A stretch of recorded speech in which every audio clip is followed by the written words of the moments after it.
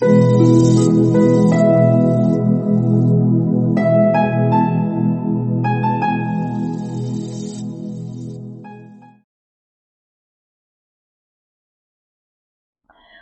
to The Unlikely Leader, where we celebrate how God turns life's greatest setbacks into powerful comebacks. I'm your host, Kara Rapp, educator, author, and believer that God uses ordinary people to do extraordinary things. This podcast was born from my book, The Unlikely Leader, where I share how God doesn't always call the qualified, He qualifies the called. Each episode, you'll hear from guests who faced obstacles, hardships, and detours, but found God's hand guiding them through every turn. Their stories will remind you that even when life feels off course, God is still writing your comeback story. Today, we have a guest who I've had the pleasure of working alongside for many years. Please welcome Judy Stalter. Hi, Judy. How are you?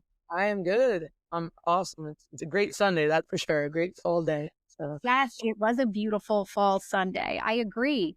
So it is so nice to talk to you. We worked together for 5 years, and now I've been at a different location, and we'll hear you're at a different location too. But it's so nice to see you. Every time I do, you have such a light. I ran into you at a football game recently, and it's always a pleasure. So I hope you're doing well. I appreciate that, and that really means a lot. Just you saying that, and you as well, Kara, also have brought a lot of light to people. So I feel like that's where you wrote in your book, and I just feel like that light is going to continue to shine, for both of us. Oh, So, thank you. Thank you. I hope so. That's the goal, right? yes, most definitely. So, for those who don't know you, Judy, can you tell a little bit about who you are and what you do? So yes, I am actually a physical education teacher, and I teach K through 5 elementary physical education, and then I'm also a coach, track coach. I've coached at the collegiate level. I'm also doing a lot of different things now through my church, some street ministries, and also I will now also be doing some things with the Fellowship of Christian Athletes as well. That sounds like an awesome organization. We definitely want to hear more about that. Um, so, as you mentioned, you are all of those things, and you are also an ambassador of Christ, which kind of comes out in everything we do. So, tell us a little bit about when did you find the Lord? So I want to say it was probably about let's say about 15 years ago. I mean, I've gone to church and things like that. I was a Methodist growing up, knew of the church, but didn't really know like my walk with the Lord. I feel like we always get lost and feel like we're broken at times in our life. Uh, and I'll kind of get into this a little bit later on as we talk a little bit, but my brother's a pastor, so he kind of led me, in many different directions, but it was more on God's timing, I guess, than, my brother's timing of that, if that makes sense. So, I did not know that your brother was a pastor. See, I'm learning new things too. So the Lord says that we'll all face trials. So we know none of us are immune. Hardships, setbacks. Can you tell us about a time where you faced a setback in your life, where maybe you didn't know what God was doing, or the why behind it? so actually, I mean, I feel like there's a few setbacks that kind of pertain to each other. So actually back in '04, that was actually my first teaching job. And within 3 months of my job, my father passed away. My earthly father passed away. And not that had a toll on me then. It was more, I've always been a hard worker. It's like, let me just work. The day after his funeral, I went back to work and I was like, no, this is how I need it to be. But I always strive for my father's approval and not my father's approval in the sense of God. And so where I'm going with the setback is I taught for 2 years, and then I taught in a special education place. I actually almost gave up on teaching a couple years after my dad passed. I felt like I was the one taking on everyone else's burdens to try to help everyone. And so I took a break from teaching and thinking that I was never a good enough teacher. And yeah, so but then a few years ago, actually before I got my job at Presidential, I began to pray. I walked the pond of Presidential before I was to get hired and asked the Lord to kind of lead me where I was supposed to be going. And a few weeks later, I had my teaching job at Presidential Park. So, And we're so glad that you did, because it was just an amazing honor to work with you. But I want to say, too, that feeling of not being a good enough teacher, not being a good enough sister, mother, wife, friend. It's I think a little bit of that lives in all of us. I mean, I can say that today I feel like not a good enough principal. So I think it's just we are our own worst critics, and we have to remember that it's not how we see ourselves or even how the other people we work with see us. It's, we find our worth in the Lord, and it's about how he sees us. And I have to remind myself of that all the time too. no, definitely, I agree with you on that. And I'm finally starting to see that, like the light that the Lord is setting on me to shine onto others, and it takes us time to kind of see that. And when we start seeing it, I feel like that's when His light is definitely being shined onto others. Uh, And you also talked about losing someone very special to you, losing your dad at this kind of crossroads in your life when you had first started your teaching career. And I mean, for those of us who have lost somebody, there is this verse, and I lost somebody too during a transition in my career. Just right before I was interviewing and started working with you, I had lost my brother. And there's this verse that just gives such amazing hope. It's in First Thessalonians 4:13. Brothers and sisters, you know, we don't want you to be uninformed about those who sleep in death, so that you do not grieve like the rest of mankind who have no hope. Because we don't grieve like those without hope. We know that we know where we're going after this, and that there's reunion for those who have accepted Christ. And that for me was just such a wonderfully comforting verse. no, and I agree with you on that. And like I said, the day after my dad's funeral, I went straight to work to teach again. And they're like, "Are you sure you don't need a day off?" And in that moment, I didn't know it, but that's how I actually still am today. Like, it's they have left us here on earth, but it's their memories. Like, God is the one that's truly our father. That's truly the one that's leading us in to where we need to be in our life. And um, losses do hurt, and grief gets us all differently. But I feel like that grief is the one thing that helps us grow, I guess. I don't know if that's saying it correctly or anything, but I feel like it helps us grow in where God needs us to be in our life, in our brokenness, our lostness, and all that. So. Absolutely. And I believe wholeheartedly that you needed to be there. So God was positioning you. And even though those things were happening, you were where you were supposed to be. And this is a verse I come back to a lot too. But it's Psalm 75, 6-7. And it talks about how promotion comes from God. For promotion cometh neither from the east, nor the west, nor from the south, but God is the judge. He putteth down one and setteth up another. And that was so just like mind blowing to me when I first realized, oh, it's God decides, that we get the job or we don't get the job, or where we get the job or where we are, because that's where we're supposed to be. And presumably to do his will. So, Judy, you were where you were, and I can see why you were there, because you were such a light for others. But can you tell people maybe who don't know you a little bit about why you think God placed you there at that time? I always think of, I think with Esther, like for such a time as this, there's always a time, and even there's always a season for everything. I feel like we're placed there, because people don't know each other or know God, and I always try to make people laugh, make people smile, and find the brightest thing out of them, even when it feels like one of the roughest days. And we all know is in teaching or coaching that there's going to be days that are challenging, and I felt like God placed me there to like find a way to just reach out to the kids I teach and even the teachers that were there with me to try to bring a smile on their face when I don't know, sometimes their light wasn't shining, and I feel like it's not about our light, it's about how God's light can be shown on to everyone. You know what I mean? So I don't know if that's making sense, but Absolutely. And I saw that in you. You absolutely used your light to lead others. And I know there is some work that you're doing now, leading in the church and in different Christian organizations. So, can you tell us about that and how you're leading or serving in that capacity now?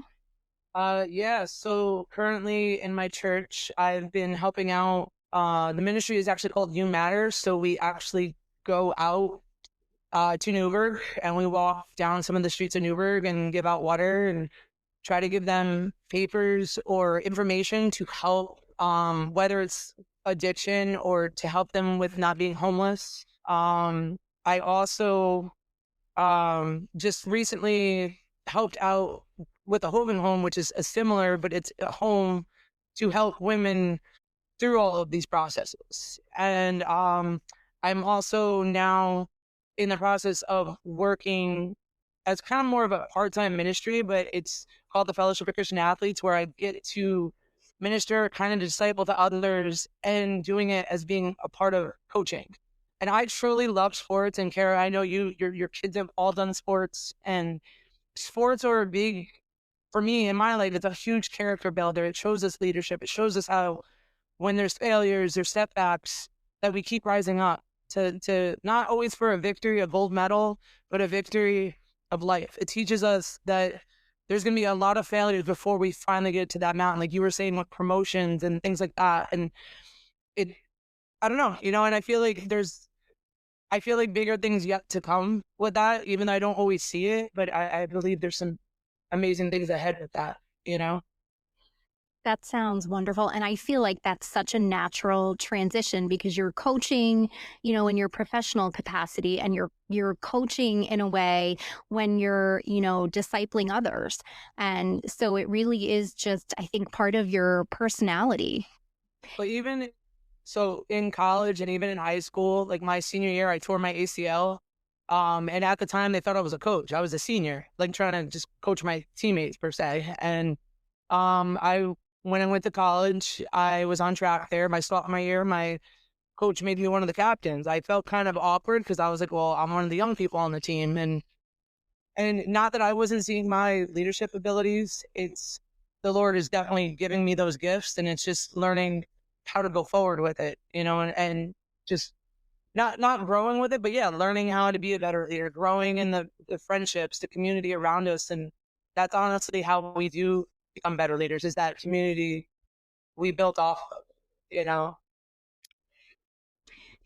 And if there were other coaches who wanted to get involved in that organization, what would be your advice to them? There's actually a lot of opportunities. So if they just look online, kind of Google Hudson Valley FCA, but the FCA is not just in the Hudson Valley. It is throughout the United States. It's international. There's so many different levels within the the FCA. Like there's actually a sportsman's one, like where it's hunting and fishing.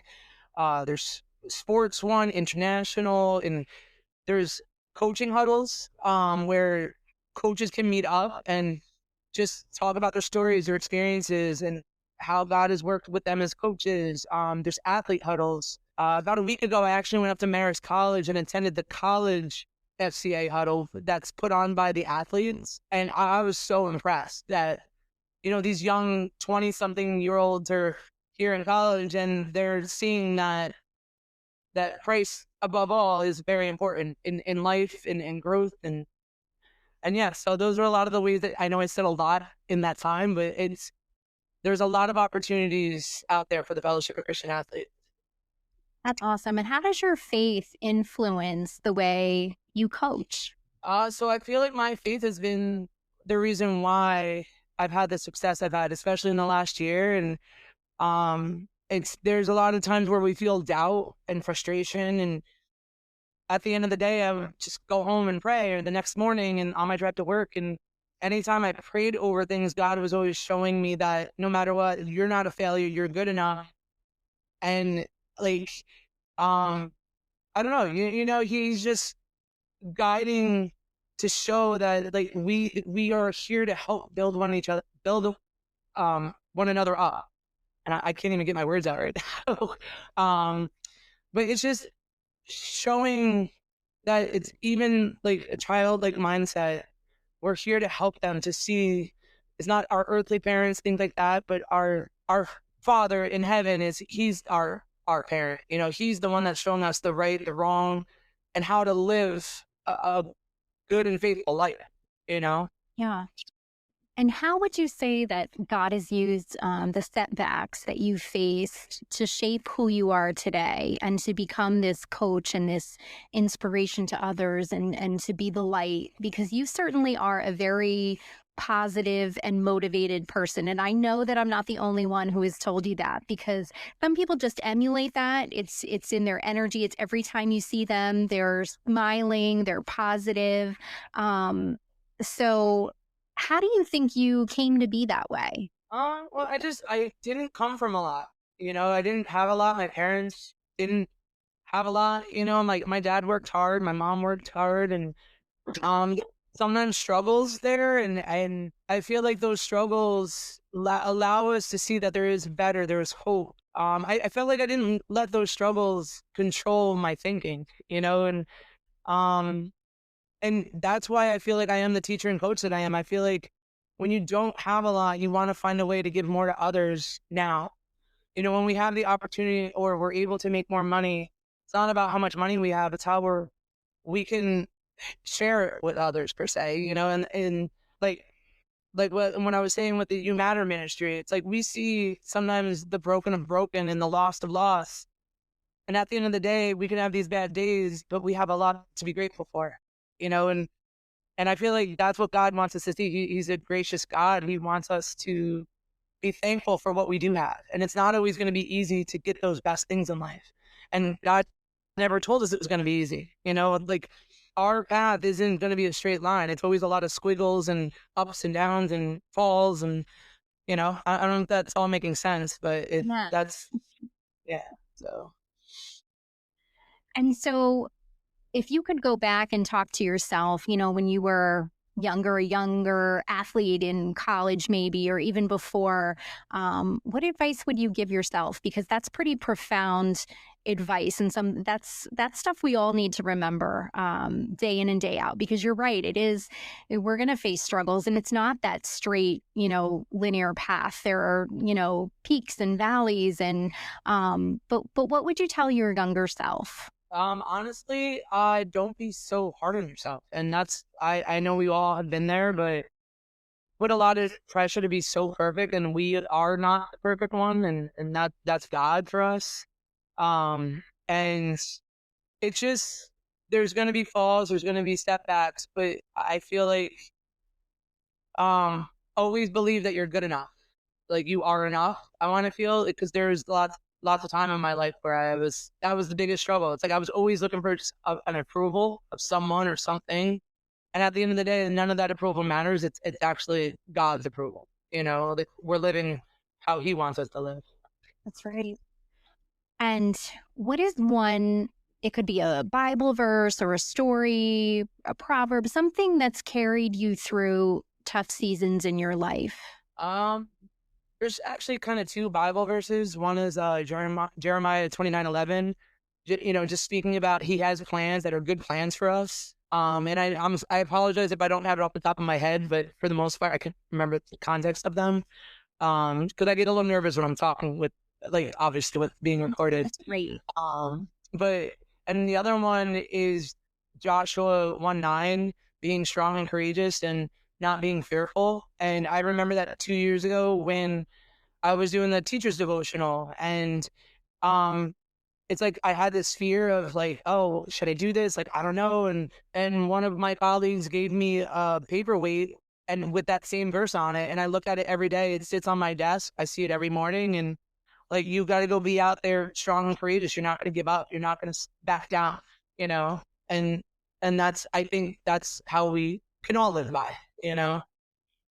Isn't it funny how Christians, they tend to find each other at work or, in the community or anywhere really. So you were talking about doing the Bible study, the group, and just I think it's so wonderful how that light that you have when you belong to the Lord, how it's visible to others. And so you just kind of find each other and it's like, yeah, would you like to meet in the morning? Yeah, we'll meet in the morning and we'll pray. And, that is just so special. And how does that change your day for good?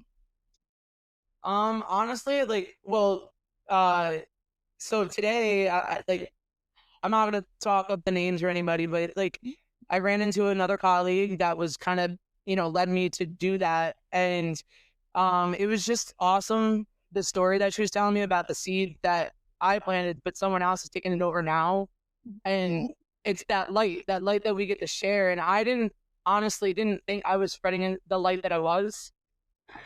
I can tell you, you absolutely were. I found you to be inspirational and saw in you just this desire to share your light, share the light of the Lord, and just to spread his word and to do it with such joy. And so I'm grateful for that. I know lots of people are grateful for that. And that's what makes you a leader. It's such a beautiful thing. So what are your plans moving forward? What are goals that you have, or just how do you plan to walk in his purpose and continue to do that and to spread that love? I just want to continue to be a disciple in the sense of just teaching and coaching, and if I still can send those notes to people and drop by and say hello, and give them a little kind of words. I don't even want to say inspiration, but just the his words always seem to help when everyone needs it the most.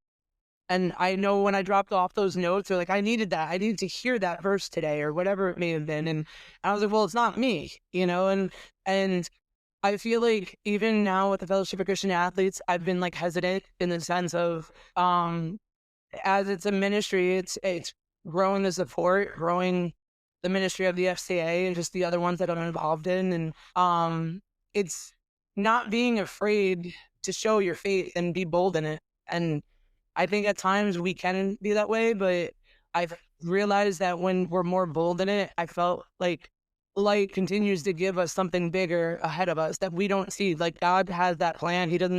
He is showing us that, like, he's giving us a bigger purpose, if that makes sense, that we don't see in this moment. I think that's great advice. And I think that, and I love what you said, how, you said, no, this wasn't for me. So you felt led to share something with someone. And we have to trust that that message is from God and that he's using you to deliver it. And like that's, yeah, I don't know how to explain that, but it just, yeah, God has definitely been doing some amazing things. And I guess in the moments that we think that he's not working, he actually truly is, but he's working on something bigger, something better. And he doesn't want us to be confused or anxious for a reason. It's like, do not be anxious. And he doesn't, if it's not for like what God wants us, usually that's why he's telling us not to be anxious. You know what I mean? Like it might not be that God doesn't want that for you, and that's probably why all of that is there, all that emotion is there with it. I think it was Pastor Rick Warren who said that it says in the Bible some form of do not be afraid 365 times in the Bible. So there's one for each day of the year to remember. Yeah. And I love that, just to be bold and to put yourself out there and to just share your faith and because you never know who it's going to impact. And you don't know who, because of you, is going to be led to the Lord and, be there in heaven someday. So I think it's a beautiful thing that you're doing.